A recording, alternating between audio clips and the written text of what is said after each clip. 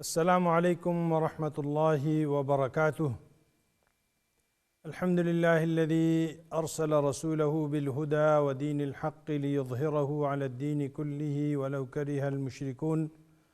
أحمده سبحانه وتعالى وأشكره وأثني عليه وأشهد أن لا إله إلا الله وحده لا شريك له وأشهد أن سيدنا وسندنا وشفيعنا وحبيبنا ونبينا ومولانا محمدًا عبده ورسوله صلى الله تعالى عليه وعلى آله وأصحابه وأزواجه وذرياته أجمعين ومن تبعه واقتفى أثره إلى يوم الدين. أما بعد. ناظرین کرام، گزشتہ پروگرام میں ہم نے آپ کے سامنے معجزات النبی صلی اللہ علیہ وسلم کے بارے میں گفتگو کی تھی. آج بھی ہمارا وہی موضوع ہوگا، اس امید کے ساتھ اور اس عمل کے ساتھ کہ اللہ جل جلالہ ہماری یہ کوششیں اور ہمارا یہ کہنا اور آپ لوگوں کا یہ سننا اور دیکھنا قبول و منظور فرمائے اور اسے ہمارے لیے نجات کا ذریعہ بنائے، مبادہ کہ نبی علیہ الصلوۃ والسلام کی سیرت اور صفات طیبہ اور حمیدہ میں سے کچھ ہمارا بھی حصہ ہو جائے. ورنہ نبی علیہ الصلوۃ والسلام کے معجزات کا احاطہ کرنا اور اس کی تشریح کر لینا اور اس کی تفسیر کرنا بہت بڑا کام ہے. میرے جیسا کم علم آدمی اس باب میں یا اس دروازے سے داخلے کے لیے بس امید ہی رکھ سکتا ہے. تو ناظرین کرام، آج ہم نبی علیہ الصلوۃ والسلام کی آواز کے بارے میں کچھ گفتگو کریں گے. وہ اس طرح کہ نبی علیہ الصلوۃ والسلام کی آواز مبارک جو ہے وہ اس طرح نہیں تھی کہ جس طرح چیختے ہوں چلاتے ہوں، لیکن اللہ جل جلالہ نے اس آواز میں ایک ایسا معجزہ رکھا تھا کہ قریب کے لوگ بھی اپنی بساط کے مطابق سن لیتے تھے اور جو دور ہوتا تھا ان کو بھی وہ سنائی دیتا تھا. بنی غنم ایک مدینہ منورہ، جس طرح پہلے بھی میں کئی پروگراموں میں عرض کر چکا ہوں کہ مدینہ منورہ کا جو شہر تھا نبی علیہ الصلوۃ والسلام کے زمانے میں، اس شہر کی تمام احاطے میں اس وقت جو حرم شریف کی بلڈنگز ہے، مسجد نبوی کی جو بلڈنگ ہے، ساری کی ساری باہر ساحات جو ہیں نا وہ باہر ہیں. جو دیواریں اگر دیکھی جائیں تو یہ سارا مدینہ منورہ کا یہ شہر تھا. اس میں بنی غنم جو ہے کافی دور فاصلے پر رہتے تھے، اور اب بھی اگر آپ آواز بلند کریں تو شاید آپ کی آواز جو ہے وہ 10-15 ستونوں کے بعد کسی کو وہ سنائی نہ دے. لیکن نبی علیہ الصلوۃ والسلام کی آواز مبارک میں ایک اس طرح کی آواز اللہ جل جلالہ نے اس میں ایسا معجزہ رکھا تھا کہ جو قریب بیٹھے ہوئے ہیں وہ اتنی ہی مقدار میں سن رہے ہیں کہ جتنا ان تک پہنچ رہا ہے، اور جو اس سے دور ہیں وہ بھی اسی طرح، اس سے دور ہیں وہ بھی اس طرح. یہ سب جو صحابہ کرام رضوان اللہ علیہم اجمعین جو ہیں، یہ انہوں نے بیان کیا ہے اس کو کہ ہم اس طرح نبی علیہ الصلوۃ والسلام کی بات سن رہے تھے، اگرچہ ہم دور بیٹھے ہوئے ہوں یا دور کھڑے ہوں، جس طرح کہ ہم بالکل ان کے قریب ہیں. آپ نے دیکھا ہے کہ جب کوئی شخص بلند آواز سے بات کرتا ہے تو قریب والے کے جو ہے نا وہ کان کے پردے پھٹنے لگنے شروع ہو جاتے ہیں اور دور کو بہت کم سنائی دیتا ہے. لاؤڈ سپیکروں کی ضرورت ہوتی ہے. اس وقت تو نہ لاؤڈ سپیکر تھے اور نہ یہ جدید تطور کے جو آلات ہیں یہ بھی نہیں تھے. لیکن نبی علیہ الصلوۃ والسلام جیسی ہی بات فرماتے، کسی بات کے لیے کہتے، تو سب صحابہ کرام رضوان اللہ علیہم اجمعین کو نبی علیہ الصلوۃ والسلام کی آواز مبارک جو ہے وہ سنائی دیتی تھی. تو یہ ایک دفعہ اسی طرح نبی علیہ الصلوۃ والسلام جمعے کی نماز سے پہلے خطبہ وہ کہہ رہے تھے، خطبہ جمعے کی نماز کا. تو وہ اس وقت کچھ بات نبی علیہ الصلوۃ والسلام نے کی کہ جس میں ان کا یہ لفظ آیا کہ اجلسوا حیثما کنتم، کہ بیٹھ جاؤ جہاں تم ہو. تو کچھ صحابہ میں سے ایک صحابی جو ہے وہ عبداللہ ابن رواحہ، یہ عبداللہ ابن رواحہ ایک بہت ہی عظیم صحابی رسول صلی اللہ علیہ وسلم تھے. نبی علیہ الصلوۃ والسلام کے شاعر تھے اور باقاعدہ بہت اچھا شعر کہتے تھے، اور ان کو شہادت بھی نصیب ہوئی ہے. اپنی بیگم کے ساتھ بھی ان کا ایک واقعہ اس طرح ہوا ہے. کبھی پھر موقع ملا تو اس کا بھی ذکر کریں گے جب ان کی سیرت پر آئیں گے۔ لیکن یہ ہے کہ جب بھی نبی علیہ الصلاۃ والسلام نے انہیں کہا کہ آپ یہ شعر کہو یہ شعر کہو، تو جس طرح کہ حسان ابن ثابت رضی اللہ تعالی عنہ نبی علیہ الصلاۃ والسلام کے شاعر تھے، اسی طرح عبداللہ ابن رواحہ رضی اللہ تعالی عنہ بھی نبی علیہ الصلاۃ والسلام کے شاعر تھے، اور اس طرح بجیر ابن ابی سلمہ جو تھے، ابن زہیر ابن ابی سلمہ جو ہے وہ بھی نبی علیہ الصلاۃ والسلام کے، وہ تو پورا خاندان ان کی بہنیں، اور اس کا دوسرا بھائی جو کعب ابن زہیر تھا جس کے بارے میں بہت تفصیل موجود ہیں، تو یہ لوگ نبی علیہ الصلاۃ والسلام کے شاعر تھے۔ اور جس سے یہ بھی معلوم ہوتا ہے کہ نبی علیہ الصلاۃ والسلام شعر و شاعری کو پسند فرماتے تھے، اور انہوں نے ان کے باقاعدہ ان شاعروں کو وقتاً فوقتاً حکم بھی دیا کرتے تھے، خاص کر جب ایسی وفود آ جاتے تھے کہ جو نبی علیہ الصلاۃ والسلام کے سامنے اپنے شعراء کو پیش کرتے تھے کہ یہ ہمارا شاعر کہے گا، آپ اپنا شاعر نکالیں تاکہ ہم ان کے درمیان مقابلہ ہو جائے اور پھر دیکھیں کون حق ہے اور کون باطل ہے وغیرہ وغیرہ۔ تو نبی علیہ الصلاۃ والسلام باقاعدہ ان شعراء میں سے کسی کو حکم کرتے تھے کہ آپ اس کا جواب دو۔ جس طرح کہ نبی علیہ الصلاۃ والسلام کے یہاں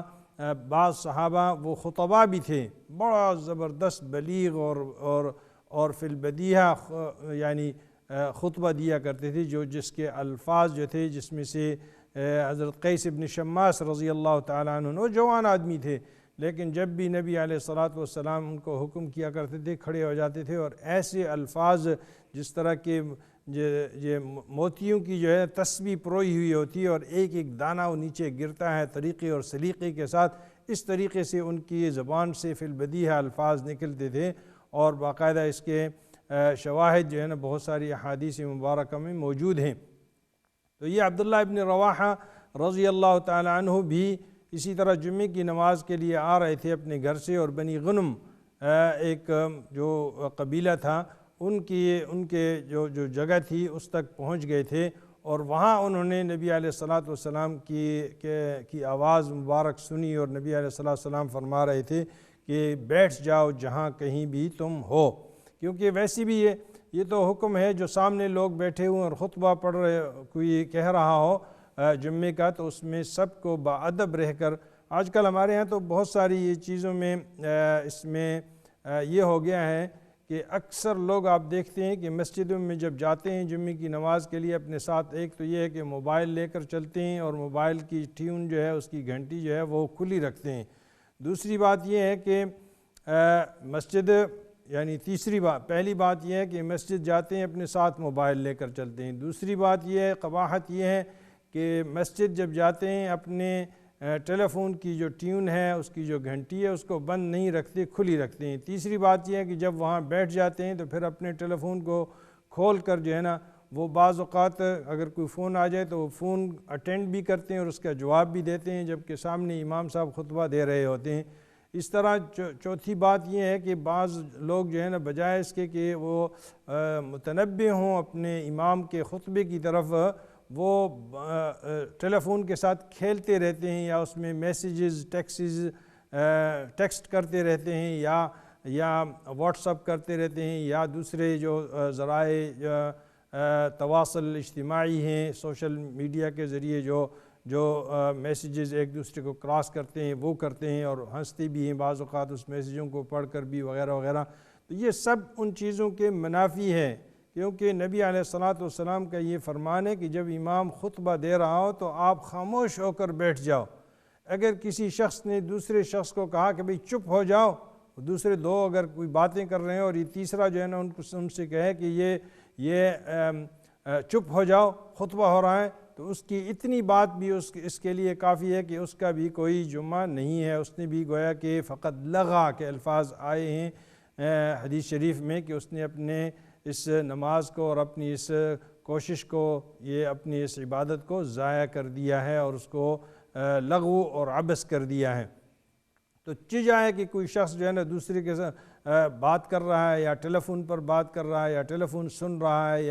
یا ٹیلی فون پر اپنی میسیجز پڑھ رہا ہے یا دیکھ رہا ہے، تو یہ تو بہت زیادہ ہے۔ اس لیے اس پر خصوصاً جو بھائی مسجدوں میں جاتے ہیں خطبے کے وقت میں، پہلی بات تو یہ کہ خطبے سے پہلے جایا جائے، کم از کم امام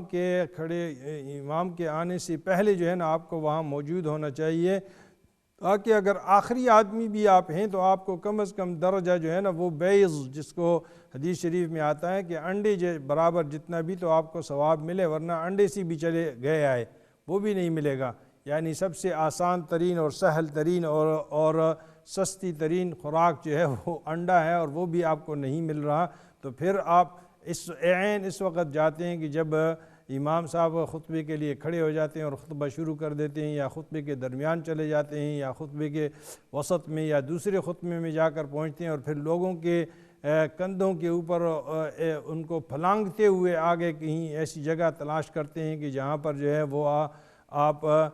کو کوئی تھوڑی سی جگہ نظر آتی ہے، یا اپنے آپ کو آگے لے جانے کی کوشش کرتے ہیں۔ یہ سب غلط ہے، اپنے آپ کو بھی خراب کرنا ہے، اپنی جمعے کو بھی خراب کرنا ہے، اور اپنے ساتھ اپنے دوسرے مسلمان بھائیوں کا بھی جمعہ اپنے خراب کرنا ہے۔ اس لیے آپ اس سے ذرا بچتے رہیں، خصوصاً نوجوانوں کو اور بچوں کو یہ تاکید کریں کہ اس طرح کے کام جو ہے وہ ان کا جمعہ خراب کر دیتے ہیں۔ تو اس طرح عبداللہ ابن رواحہ رضی اللہ تعالیٰ عنہ جب وہاں پہنچے تو وہاں پر انہوں نے یہ سنا، نبی علیہ الصلوۃ والسلام کے یہ الفاظ سنے، تو کہ اجلس حیث ما کنت، اجلس حیث ما کنت، تو انہوں نے کہا، وہ وہاں بیٹھ گئے۔ اب وہاں بیٹھ گئے کیونکہ جو بھی نبی علیہ الصلوۃ والسلام کی طرف سے حکم آتا یہ اس سے کبھی صحابہ کرام رضوان اللہ علیہم اجمعین نبی علیہ الصلوۃ والسلام کے اوپر اتنے جان نثار تھے کہ جیسے ان کی زبان مبارک سے کوئی لفظ کوئی حکم نکلتا، یہ اس سے روگردانی کا تو تصور ہی نہیں تھا، یہ اس کو منعاً اسی طرح وہی حکم بجا لاتے تھے۔ تو وہ وہیں بیٹھ گئے۔ کسی اور شخص نے دیکھا کہ وہ تو کافی دور بیٹھے ہوئے ہیں، وہ پیچھے بنی غنم میں بیٹھے ہوئے ہیں، تو نبی علیہ الصلوۃ والسلام کی توجہ اس طرف کرائی کہ نبی علیہ الصلوۃ والسلام سے کہا کہ بھئی آپ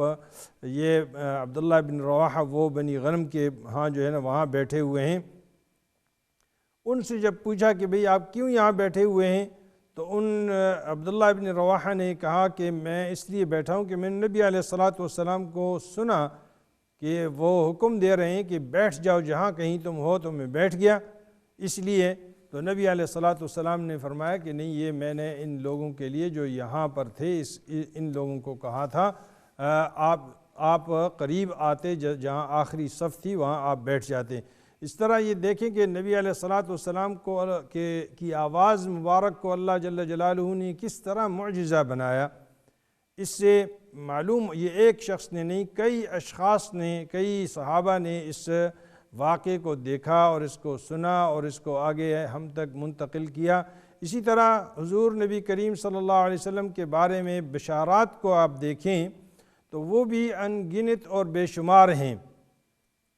جو معجزات کے سلسلے کی ہی ایک کڑی ہے کہ نبی علیہ الصلوۃ والسلام کے بارے میں گزشتہ انبیاء علیہم الصلوۃ والسلام اور گزشتہ امتیں جتنی بھی آئی ہیں، ان ہر امت کو ان کے نبی نے اس نبی علیہ الصلوۃ والسلام کے بارے میں بڑی تفصیل کے ساتھ بتایا، جس کے بہت سارے شواہد ہمارے پاس قرآن پاک میں بھی موجود ہیں۔ اللہ جل جلالہ فرماتے ہیں یہود کے بارے میں کہ الذین آتیناہم الکتاب یعرفونہ کما یعرفون ابناءہم، یہ تو ایسے جانتے ہیں نبی علیہ الصلوۃ والسلام کو کہ جس طرح یہ اپنے بچوں کو، اپنے بیٹوں کو جانتے ہیں کہ یہ میرا ہی لڑکا ہے، میرا ہی بیٹا ہے، اس طرح یہ انہیں جانتے ہیں۔ میں عموماً تھوڑی سی، حالانکہ فرق بہت ہے، یعنی مثال اس کی بہت اعلیٰ و ارفع ہے، لیکن صرف سمجھانے کے لیے دیکھیں آپ مثلا مجھے دیکھتے ہیں ٹی وی پر، آپ دیکھتے ہیں، پریکٹیکلی آپ نے نہیں دیکھا، اس طرح آپ کسی ملک کے بڑے کو دیکھتے ہیں، خبروں میں ہمیشہ دیکھتے ہیں، پریکٹیکلی میدان میں آپ نے آمنے سامنے کبھی نہیں دیکھا۔ اچانک اگر آمنا سامنا کسی مارکیٹ میں کسی شہر میں ہو جائے یا کسی ایئرپورٹ پر ہو جائے اور آپ دیکھ لیں تو آپ کہیں گے کہ بھئی اس آدمی کو تو میں جانتا ہوں، حالانکہ آپ کی اور میری کوئی شناسائی کوئی نہیں ہے، آپ کی اور اس پریزیڈنٹ، اس پرائم منسٹر کی کوئی شناسائی نہیں ہے، لیکن اب اچانک آ گیا، سامنے آ گیا تو آپ نے پہچان لیا کہ بھئی یہ ہے، حالانکہ آپ کی اس کے ساتھ کوئی علیق سلیق نہیں ہے، کوئی اس کے ساتھ شناسائی نہیں ہے، کبھی اس کے ساتھ ملاقات نہیں ہوئی، پہلی مرتبہ آپ کو وہ وہاں پر مارکیٹ میں یا ایئرپورٹ پر یا کسی اور جگہ پر آپ کو مل رہا ہے، تو آپ دیکھتے ہیں کہ اس طریقے سے جس طرح آپ جانتے ہیں اس طریقے سے نبی علیہ الصلاۃ والسلام کے اوصاف، نبی علیہ الصلاۃ والسلام کا اسم گرامی، یہ بڑی وضاحت کے ساتھ اور پوری تفصیل کے ساتھ جو ہے نا وہ پچھلی کتابوں میں موجود تھا، اور انبیاء علیہ الصلاۃ والسلام نے اس کے بارے میں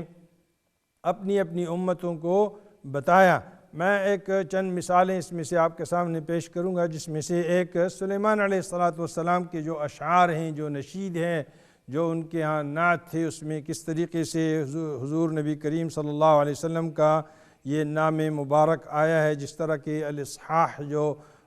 ہے اس میں یہ نشید موجود ہے کہ فتن کالارض حلقۃ حلاوت محمد یم هذا حبیبی وهذا خلیلی یا بنات اورشلم۔ تو یہ وہ اشعار ہیں یا یہ وہ نعتیہ الفاظ ہیں جو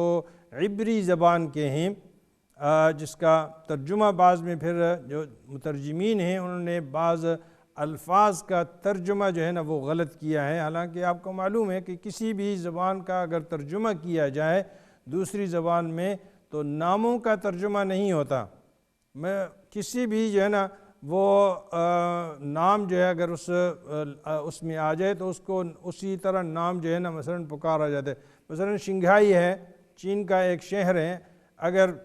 یہ شہر جو ہے نا وہ کوئی اس کے بارے میں آگے پیچھے ہو تو ہم شنگھائی کو شنگھائی ہی کہیں گے، اس لفظ کو ہم ترجمہ نہیں کریں گے بلکہ اس لفظ کو ایز اٹ از لائیں گے۔ اس طرح اگر کسی شخص کا نام ہے، کوئی آیا ہے، تو اس شخص کا نام اسی طرح لیا جائے گا جو اس کا وہی نام ہے، وہی الفاظ جو ہے نا وہ اس کا بھی ترجمہ نہیں کیا جائے گا، بلکہ کہا جائے گا کہ بھئی یہ پریزیڈنٹ ہے یا یہ وزیر اعظم ہے یا یہ وزیر ہے یا یہ بڑا آدمی ہے یا اس آدمی کا تاریخ دان ہے وغیرہ وغیرہ، فلاسفر ہے وغیرہ، لیکن اس کا نام جو ہے نا ساتھ پھر وہی لیا جائے گا جو اس کا اصلی نام ہے۔ یہودیوں نے کیا کیا کہ جو اشعار تھے، جو نشید تھے، جو نعت سلیمان علیہ الصلاۃ والسلام کی تھی، جس کو ہر وقت وہ کہا کرتے تھے، تو اس میں جو لفظ جو ہے وہ محمد ایم جو ہے نا یہ لفظ اس لیے آتا ہے کسی احترام کے لیے، جس طرح ہم مثلا کسی اپنے بڑے کو جو علم سے، نماز سے، امامت سے تعلق رکھتا ہو تو ہم اسے کہہ دیتے ہیں مولانا۔ اس طرح کوئی علم سے تعلق ہو تو عربی اس کو کہہ دیتے ہیں شیخ۔ اس طرح کسی یہاں پر جو ہے نا کوئی بڑا آدمی ہے تو اس کو ہم کہتے ہیں سر۔ پھر اسی طرح سید، یہ جو ایسے الفاظ ہیں کہ جو احترام کے لیے کہے جاتے ہیں کسی بھی شخص کے نام لینے سے پہلے، عالی جاہ، حضرت وغیرہ وغیرہ وغیرہ اس طرح کے۔ تو یہ ایم کا لفظ جو ہے نا یہ استعمال ہوتا ہے عبری زبان میں، یم یا ایم، یہ اس لیے کہ یہ شخص محترم شخص ہے، اس کے ساتھ یعنی فلانا محترم، سید فلان یا شیخ فلان یا مولانا فلان یا حضرت فلان وغیرہ وغیرہ۔ تو یہ فتن کالارض حلقۃ حلاوت حلقہ حلاوہ محمد یم، اس محمد یم جو ہے نا اس کا ترجمہ جو عموماً عبری زبان سے دوسری زبانوں میں کیا گیا تو اس میں غلط اس کا ترجمہ کیا گیا اور اس کو بتایا گیا کہ کلہ مشتہیات، یعنی ہر چیز